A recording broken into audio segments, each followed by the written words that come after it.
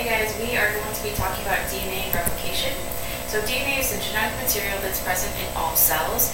And before we get into replication, we want to take a look at what DNA is made of and what it looks like. So DNA is a sequence of nucleotides, and each nucleotide is made of 3 parts. It has a nitrogen base. So here you can see the 4 different options for your nitrogen bases. You have adenine, guanine, cytosine, and thymine. It's made of a sugar. In the case of DNA, the sugar in the nucleotide is called deoxyribose.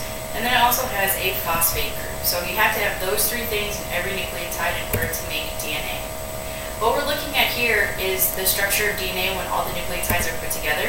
So the nucleotides are connected to form something called a double helix. And that double helix really looks like a twisted ladder. The sides of the ladder are made of sugar and phosphate groups. So the sugar and phosphates are covalently bonded together, and it makes the sides of the ladder, so like the part you would put your hands on if you were going to climb up. And then the rungs of the ladder, or the part that you would put your feet on, are made by the nitrogen bases that are paired up. And so they are paired up along the center of the ladder. And A is always going to pair with T, and C is always going to pair with G. So the amount of adenine and thymine in a molecule of DNA is always going to be the same because they pair together. And the same is true with cytosine and guanine. They're always going to be equal. Now we say that DNA is anti-parallel, and what we mean by that is that the 2 sides of the ladder run in opposite directions. So if you look at this picture right here, you can see on this side we've got a phosphate group, and then a sugar, and then a phosphate group, and then a sugar. And the way that we sort of cropped this picture is to show you that this phosphate is kind of pointing up, whereas on this side, now you've got your phosphate and then your sugar, and the phosphate is sort of pointing down. That hanging phosphate is on the bottom, whereas over here the hanging phosphate is on the top, and so again we call that anti-parallel. Now what's really interesting about DNA is that it can copy itself.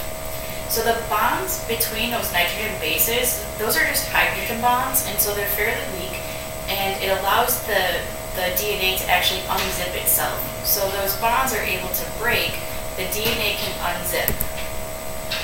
The DNA polymerase is then able to read the DNA bases and bring in a new copy of the complementary base that was broken apart when the DNA unzipped.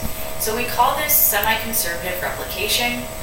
And so if this is our original strand of DNA, then when this is copied and you now have 2 molecules of DNA, each molecule of DNA is going to have an original strand, which is the dark blue, and then each molecule is going to have a new strand, which is shown in the light blue.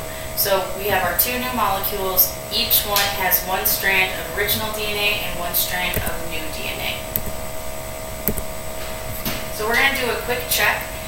So make sure you jot down some answers to these questions so we can talk about them in class. Question number 1 says, what makes up the backbone of the DNA?